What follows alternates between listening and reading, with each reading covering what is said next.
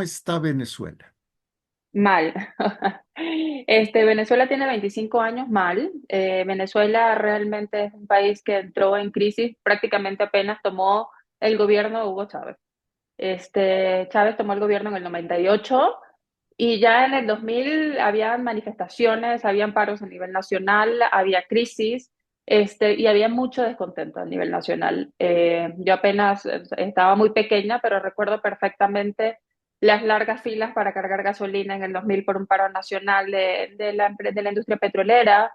Recuerdo perfectamente cuando comenzaron los temas de escasez allá. Recuerdo ver un país rico hacerse cada día más pobre y hacerse y hundirse en la miseria de la falta de mantenimiento, en la miseria de la expropiación de industrias privadas, y en la miseria de un gobierno que llegó al poder por el descontento de los gobiernos anteriores, que fue básicamente algo muy similar a lo que pasó en México, ¿no? Venezuela tuvo alrededor de 40 años en dictadura, bueno, en dictadura no. Venezuela tuvo alrededor de 40 años en un bipartidismo de Acción Democrática y COPEI, que fue lo que llevó al país y fue lo que generó un descontento por corrupción para escoger algo distinto, para escoger un nombre distinto, un hombre distinto, que en este momento el cambio lo representaba Hugo Chávez.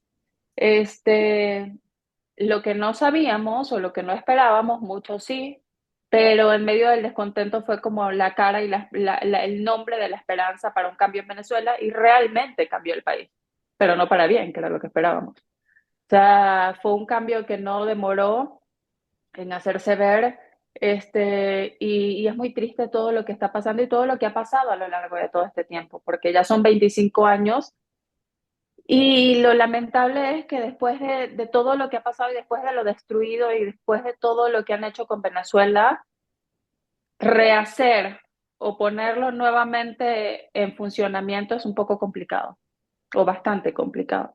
Ahorita la oposición, María Corina Machado, Edmundo, tienen una idea completamente diferente, tienen un planteamiento que se ve mucho más sencillo que esperamos y confiamos que suceda de esa forma, pero para esto el primer paso es regresar y tomar el control de Venezuela, cosa que cada vez se hace más complicado y cada vez es más difícil, porque ya tenemos un gobierno con un golpe real, o sea, un gobierno fraudulento que tiene el poder ya con todas las de la ley que son sus leyes, vaya.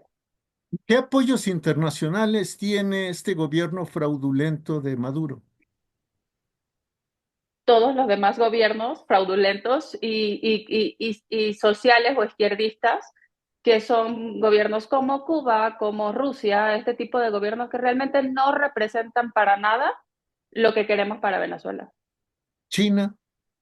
Por ejemplo, Brasil, la verdad es que son muy pocos, pero lamentablemente por países o por gobiernos como el de México, en una asamblea de la OEA no se pudo hacer nada. O sea, porque fueron muy pocos los países que no, ni siquiera presentaron un voto a favor de la situación, del cambio en la situación política de Venezuela, tomar acciones con respecto a la situación política en Venezuela post elecciones del 28 de julio.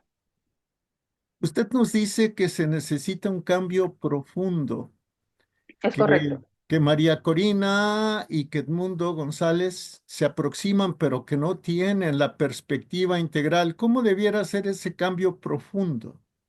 Ellos tienen una perspectiva que está muy interesante. O sea, María Corina en una entrevista que dio la semana pasada, hablaba de un cambio importante a nivel educativo, porque el sistema educativo lamentablemente en Venezuela está totalmente destruido. O sea, la educación pública básicamente no funciona, los niños van a clase 3 días a la semana, no hay sistemas de transporte público que realmente funcionen. Entonces, o sea, hay que atacar de fondo no solo un tema político, sino todo lo que el sistema político destruyó, y principalmente por la educación, o sea, porque necesitamos formar ciudadanos, o sea, educar a ciudadanos para que todo el esfuerzo que se haga para una nueva construcción de Venezuela se pueda mantener en el tiempo y pueda perdurar en el tiempo. O sea, sin educación no somos nada.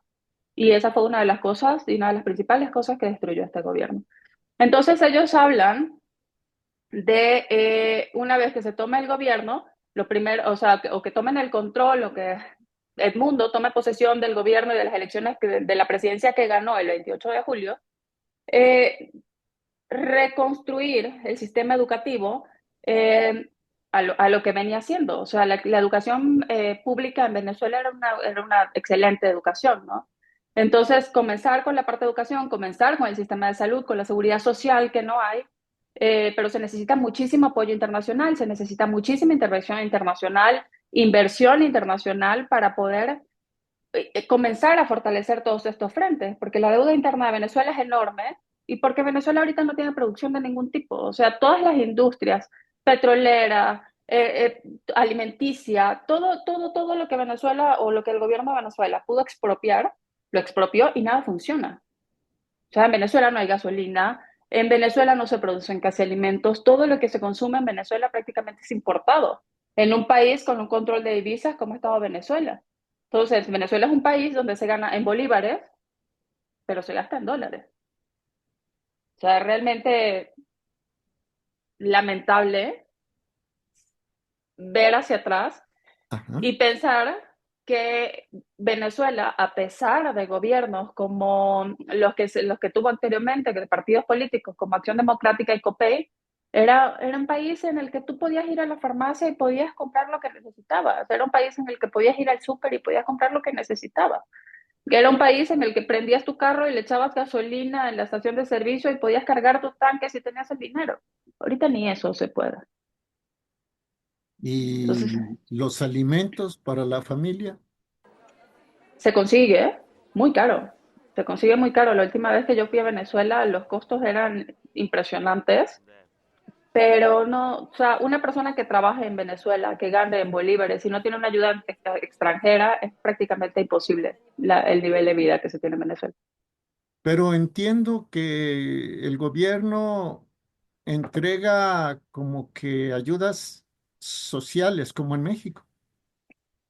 Sí, no te sé decir ciertamente si en este momento todavía se entregan. Se entregaban al principio y considero que fue uno de los grandes errores que se cometieron, porque con estas ayudas sociales lo que estás es enseñando a la gente a, o sea, a no trabajar, a recibir a cambio de un voto. O sea, a cambiar comida por un voto. Y no sé si esto se vaya a interpretar mal, no sé si esté bien. Este, pero estas ayudas sociales, muchas veces la comida era comida que incluso te la entregaban descompuesta. O sea, te entregaban una vez al mes 1 kilo de arroz, 1 kilo de frijol, un pollo, y muchas veces destapabas el frijol o el arroz y tenías animales adentro. O sea, es realmente una burla. Y entonces yo, desde el punto de vista como venezolana, yo prefiero que no me des, pero que tenga las condiciones para poder comprar lo que yo necesito cuando lo necesito. Que tenga un hospital al que acudir si me siento enferma y no tengo un seguro médico, por ejemplo. En Venezuela la salud pública no funciona. En Venezuela sale igual meterse e internarse en un hospital público que un hospital privado, porque en el hospital público tienes que comprar desde los insumos hasta pagarle a las enfermeras que te cuidan, porque el gobierno no, o sea, no dota los hospitales, los insumos que se los roban, se desaparecen, o sea, nada funciona, nada, absolutamente nada funciona, no hay algo que tú puedas decir, esto lo hizo bien el gobierno. Lo único que ha hecho bien el gobierno es acabar con el país, en todos y cada uno de los aspectos sociales y económicos. ¿Y qué pasa con las personas que son críticas del gobierno? Sufren las consecuencias. Muchos están presos, muchos desaparecen y muchos hemos tenido que salir. Entonces, lamentablemente, no tienes otra opción que salir. Y si estás en Venezuela y sigues siendo crítico de Venezuela, eres un perseguido político y no descansas hasta que estés preso, desaparecido o muerto. Porque es lo que ha pasado y sobre todo después del 28 de julio. Después del 28 de julio, A mí me da pánico hablar de política con mis papás a través del celular, a través de WhatsApp, porque no sabes quién te está escuchando, no sabes quién va a ir y va a dar el nombre de tu papá. Marcaban las casas, vaya, o sea, para identificar quiénes eran opositores y quiénes eran del gobierno. O sea, la persecución es real, no es algo que se ve, no es algo que se especula y no es algo que se cuenta. La persecución es real. Escuchando esto, evoco a José Stalin o a Mao Zedong. Creo que en este momento ya para el gobierno y los pocos seguidores que tiene, sobre todo en la cúpula del gobierno, vaya, los de abajo, los que no tienen ningún poder político, no pasa nada, pero de los pocos seguidores que tiene, que están dentro de la cúpula del gobierno, ya es un tema de vivir o morir. Es un tema que sabes que tienes las manos tan sucias y sabes que has hecho tanto daño y sabes que has sido tan corrupto y sabes que estás metido en negocios tan turbios como el narcotráfico, que al final de esto, lo único que va a suceder es que sabes que si pierdes el poder, o terminas muerto o preso. Y ante un gobierno que ha tenido tantos años de poder y maneja tanto dinero robado, lo último que quiere es perder el poder. Pero si pierdes el poder, si sales del gobierno, ¿quién te mata? ¿El propio gobierno, el narco? ¿Quién te mata? Yo creo que puede ser algo entre ellos mismos, ¿sabes? O sea, yo creo que ya es un tema de entre los mismos seguidores. O sea, el gobierno son Diosdado, Nicolás Maduro y creo que principalmente ellos. Entonces, Maduro no va a salir del gobierno porque tiene un apoyo abajo que se llama Diosdado Cabello, que también está todo igual de manseado, igual de sucio como Maduro. Entonces, no hay forma en que suelten el poder. ¿Y quién lo puede matar? Yo creo que más interno. Unas purgas, ¿no? Al Ujú. estilo comunista. Cómo se relaciona el gobierno comunista de Maduro y de Diosdado Cabello con el narcotráfico? ¿Cómo están esos vasos comunicantes? Mira, el gobierno de Maduro y Diosdado Cabello, lo que he escuchado y lo que he leído por mucho tiempo es que su relación con el narcotráfico es que ellos son el narcotráfico.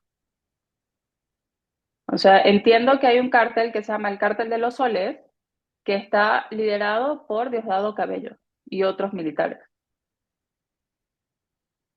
¿Cómo se ve finalmente? Y agradezco mucho la confianza. ¿Cómo se ve la inminente llegada de Trump en Venezuela? Esperanzadora, pero la verdad, a veces es un poco decepcionante porque siento que el cambio en Venezuela no, o sea, no depende de apoyo extranjero. El cambio de Venezuela es interno. El cambio de Venezuela depende de detractores políticos internos en el país, de militares, de sublevarse, de entregarlos. O sea, la semana pasada la recompensa por estas personas del gobierno subió de 15 a 25 millones de dólares. Entonces, yo siento que el cambio tiene que ser totalmente interno. Nos encantaría que hubiese un apoyo extranjero, que hubiese una intervención humanitaria, que hubiesen otros factores que realmente pudieran acelerar un poco el proceso, pero